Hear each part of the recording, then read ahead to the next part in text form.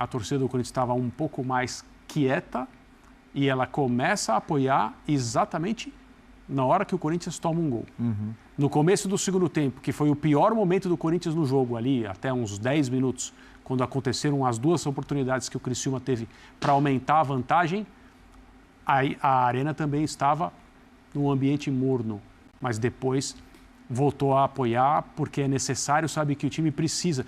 E o Corinthians se colocou hoje como um time numa situação muito difícil, porque perder para o Criciúma significaria uma vantagem a 8 pontos, com jogos a menos. E o campeonato do Corinthians, até o Ramon Dias conseguir levar o time mais para cima, que é o que ele quer fazer, vai ser um campeonato contra os times que estão preocupados com o rebaixamento. Esse é o campeonato. Mesmo campeonato que o Ramon Dias fez o ano passado com o Vasco. Exatamente o mesmo jeito. Que é a única razão para ele ter sido contratado. E eu não estou diminuindo, não estou fazendo absolutamente nenhuma crítica à capacidade dele como treinador. Mas ninguém no Corinthians que tomou a decisão para contratá-lo está pensando em como ele monta times, como ele se relaciona com jogadores, quais são suas ideias táticas, absolutamente nada disso. O Ramon Dias foi contratado porque conseguiu representar bem e salvar o Vasco na última rodada do campeonato do ano passado. Apenas por isso. As coisas chegaram a esse ponto no Corinthians, mas chegaram com tempo de alguma coisa acontecer e o campeonato não ser, como foi no caso do Vasco, em 2023, um campeonato angustiante até o segundo tempo do último jogo. E até aproveitando esse paralelo, você tinha falado da comparação que o Ramon Dias faz, dizendo ali, há muito tempo eu não via um ambiente como esse. Só para ser justo, ele não fez uma comparação, porque ele não citou o Vasco, ele só citou isso e fica subentendida a comparação, né? A gente é que está subentendendo. Ele acabou de sair do Vasco, foi o último clube dele no Brasil. Para não acharem que ele citou o Vasco, ele falou, isso aqui comparado ao Vasco, fica subentendido. Mas tem uma alfinetada, porque ele sai... Por que uma alfinetada na torcida do Vasco? Esse é o ponto, porque ele sai do Vasco ali em litígio, ele disse que foi demitido pelo Twitter, a diretoria do Vasco disse que ele pediu demissão, agora tem uma briga jurídica por pagamento de multa. Isso daí é uma coisa e é ok, ele está chateado com a situação. Agora, quando ele vai para esse lado, e, de novo, Ramon Dias não é um cara que dá ponto sem nó, é um cara muito vivido no futebol, e faz esse tipo de associação, porque naturalmente o torcedor do Vasco que escuta isso vai associar.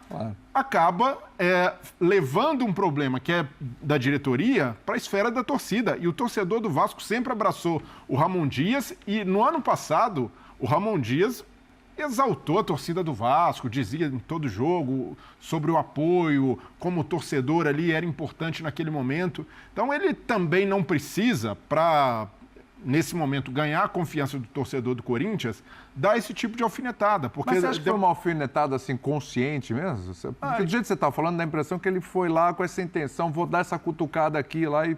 Então, eu não senti, eu posso estar errado, eu acho que ele está conquistando a torcida corintiana, porque isso faz muito parte do trabalho dele, como a gente viu no Vasco. Não, faz parte. E ele não mediu consequências em relação ao que ia acontecer sobre a opinião da torcida do Vasco com ele. Não acho que ele quis vou cutucar a torcida do Vasco. Não foi por isso. Não ligou porque isso ia acontecer, só isso. Mas não cutucar a torcida do Vasco, mas endereçando isso como algo ali para a diretoria, para demonstrar que ele está vivendo uma página nova na carreira, que aquilo passou. Porque ele está com... De fato, ele entrou em choque com a diretoria do Vasco, com a empresa, principalmente na época 777, que nem está mais. Então, eu vejo como algo ali que poderia ter sido evitado da parte dele, mas nesse aspecto, eu vejo que o Ramon Dias, ele realmente sabe trazer o torcedor para junto do time. Ele sabe também mobilizar o torcedor com esse tipo de energia. Então, o torcedor do Corinthians vai se acostumar a ver daqui para frente exaltações à torcida, a convocação ali. Então, é um técnico consciente do papel de relações públicas de um treinador, juntamente ali com o filho, vivendo o ambiente, e hoje demonstrou isso mais uma vez. Não só pelas falas, mas principalmente a atitude do time dentro de campo foi ali de entender, olha, o jogo não é favorável, a gente está perdendo, mas não vamos desistir, vamos roubar a bola. É um time que faz 26 desarmes num jogo, principalmente quando está uma parte considerável da partida, principalmente no começo do tempo, perdendo e sofrendo pressão, é uma atitude que precisa ser exaltada e muito desse primeiro impacto do Ramon Dias. Queria trazer um outro trecho aqui do Ramon Dias, porque é o seguinte, o Kaká, o zagueiro que fez gol, inclusive, mais um, né? Ele foi questionado na saída ali do campo e tal, sobre o fato de ir de vilão a herói do jogo, porque, né, tinha participado ali de alguma forma do gol do Criciúma. Ao contrário dos outros gols contra, esse daí não dá nem para dizer que foi um gol contra. Pois é, exatamente. E aí depois se recupera, faz o gol. É aquela história clássica do futebol, o cara que é vilão e vira o herói do jogo, e tem o contrário também. Essa coisa de herói você está entendendo bem ultimamente. Muito. Então isso acontece. Aí ele foi questionado sobre isso. Eu não sei se o Kaká tá bravo, porque ele falha às vezes, e a imprensa critica, obviamente, torcedores criticam, a gente vai fazer a análise, se errou a gente vai criticar, evidentemente. Mas ele foi mal educado, né? A gente estava até mostrando aqui o trecho, foi bem mal educado, né? O famoso P no C da mídia, aqui é Corinthians, foi isso. Tá? P no C da mídia, aqui é Corinthians, você entendeu, né? Vamos ouvir o que o Ramon Dias falou sobre isso, vamos lá.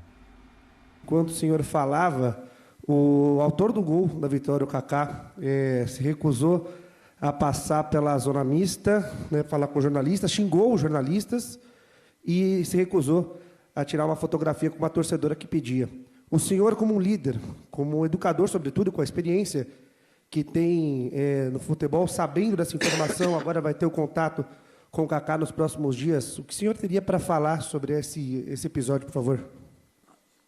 Bueno, para la próxima vez intentaremos hablarlo porque yo creo que la prensa es importante, la comunicación que podemos tener para que... pero hay que respetarlo y seguramente intentaremos que más adelante puedan hablar con todos. Desnecessário, né? Mas o Kaká, jovem ainda, enfim, não precisava. A gente entende, às vezes, algumas reações, mas precisa se controlar, né? Pega mal, não foi legal. E não é positivo para ele. Eu acho que toda vez que a gente vai falar desse tipo de coisa, parece que pode ter algum tipo de corporativismo por trás disso. E eu absolutamente sou zero corporativo. Aliás, quantas vezes a gente não critica aqui posturas da própria imprensa em entrevistas coletivas e tudo mais. Agora, é óbvio que é uma burrice até do Kaká fazer o que ele fez, falar da maneira que ele falou. Acho que demonstra um descontrole, demonstra uma dificuldade de lidar com uma pressão que quem joga no Corinthians vai ter que viver. Então, assim, eu não acho que tenha nada de positivo nisso. É claro que ele talvez vá ser muito elogiado, porque nós estamos num Brasil que hoje adora esse tipo de coisa. Eu me lembro recentemente do episódio em que o Gabigol, acho que ali foi meio agressivo com o Eric Faria, que tinha feito uma reportagem reportando fatos. Agora eu nem me lembro exatamente qual foi o tema, o que tinha acontecido, mas era algo... O Eric tinha feito algo muito correto. E aí o Gabigol foi lá e deu uma paulada que também não fazia sentido nenhum. Sim. E óbvio que ele vira herói de um monte de gente, né? Acho que uma boa parte da população brasileira vê hoje em dia, né? E esse é um fenômeno relativamente novo, vê a imprensa ou a mídia como a grande vilã de todos os males da humanidade, enfim, incitada por figuras públicas que às vezes gostam de ver esse tipo de coisa acontecer. Essa é uma realidade. Então talvez o Kaká, de alguma maneira... se sinta até exaltado por essas figuras. Mas, na verdade, na realidade, eu acho que não tem nada de positivo para ele. Seria legal que ele falasse. Inclusive, ele sai por cima, porque ele faz o gol da vitória. Quer dizer, ele faz um gol importantíssimo. Essa é a resposta que se dá. Já tem 5 gols pelo Corinthians. Isso, um zagueiro, é o artilheiro do time brasileiro. Então, assim, ele teria tanta coisa legal para falar. E que se você está sem cabeça, e aparentemente ele está completamente sem cabeça, porque ele foi mal educado também com uma torcedora que queria tirar uma foto com ele. Então, isso demonstra o desequilíbrio. Se você está sem cabeça, cara, vira as costas, não precisa falar com a imprensa, não precisa responder ninguém, mas não seja mal educado, não haja dessa maneira, porque benefícios, ele pode ter agora 2 ou 3 elogios dessa galera que eu falei no Instagram, mas vai morrer por aí, os benefícios vão morrer por aí. Eu acho que ele tem o direito de discordar das críticas que são feitas a ele, ele pode pensar no desempenho, até porque as críticas não são exatamente iguais, né? Acho que cada um faz uma do seu jeito. Ele pode achar que o desempenho dele é bom, ou ótimo, ou excelente, que todas as críticas são injustas. Se ele explicasse o porquê das críticas serem mal feitas, sob o ponto de vista dele, ele poderia ter muita gente concordando, olhando as atuações dele. A partir do momento que ele xinga alguém, as atuações dele, boas ou más, ele discorda que são más, ficam em segundo plano. Porque o que se destaca é a fala. Sim. Não mais a argumentação técnica sobre um jogador que quer fazer uma carreira de sucesso no futebol. E agora, eu confesso para você que eu penso como já eu. Não me incomoda a ofensa, eu só acho ela negativa para o jogador, que pode explicar por qual motivo as pessoas da imprensa que criticaram algumas atuações dele, eu já elogiei uma ou outra, já critiquei algumas, posso falar por mim.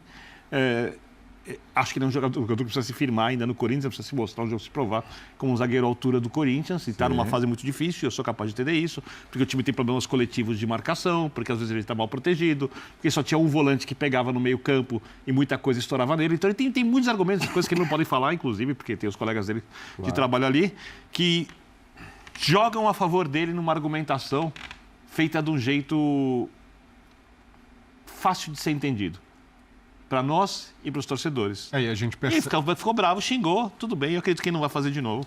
Segue a vida. Mas a gente percebe que cada vez mais os problemas externos da diretoria têm respingado no campo. Primeiro, até pela saída do Antônio Oliveira, a forma como acontece, resultados negativos, o caso do Pedro Henrique, agora o Kaká, jogadores ali muito tensos, sempre com esse ambiente carregado, mesmo com a troca de um treinador. Então o Ramon Dias precisa entender esse ambiente em que ele está chegando. É um ambiente que ele viveu também no Vasco, ele chega ao Vasco no ano passado ali, depois da torcida também ter entrado em confronto, o time punido por não poder jogar em São Januário por causa dessas brigas, e ele soube mudar um ambiente. E ele vai precisar dar esse choque também, esse chacoalhão no Corinthians, porque a gestão do Augusto Melo contribuiu e muito para que os jogadores também chegassem nessa pilha de nervos, né, nessa pressão. Porque a partir do momento em que a diretoria do clube não passa confiança, naturalmente os jogadores vão sendo mais pressionados e essas coisas vão espanando com o tempo.